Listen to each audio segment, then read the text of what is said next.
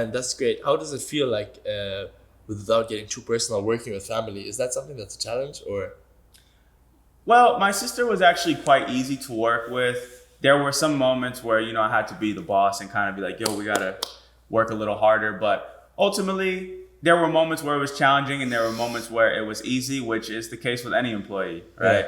But more than anything, it was an honor to be able to work with my sister because prior to that, my sister was working a shitty job, delivering pizzas, couldn't even afford an apartment of her own. And from working with me, she was able to get her own spot. She was able to work from home. She was able to spend more time with her daughters. So for me, it was a blessing to be able to provide that opportunity to her. Yeah, I guess one of those things, like when it works, it's so amazing. Yeah. But when it doesn't work, it can ruin everything, Yeah, I've had that experience as well, but I will not get into that on this show today. But I've had the good and the bad of working with family members. Yeah, I feel you.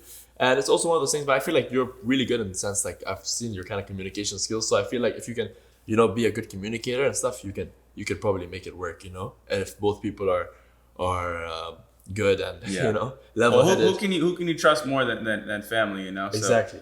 So sometimes that's not always the case, but your brothers, your sisters, your wife, those are the people that I trust with my money more than I would trust a stranger. Blood is thicker than water, as you say, and that's why all the mafias, it's always the family business. If you want to look at back in the day, The Godfather or the Italian mafias or even Peaky Blinders. I don't know if you've seen, it's always the family, Most definitely. And my business is kind of like that as well. I have my cousin who's employed, my first cousin.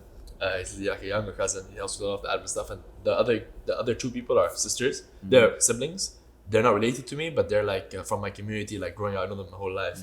So it's always nice because exactly when it comes to trust.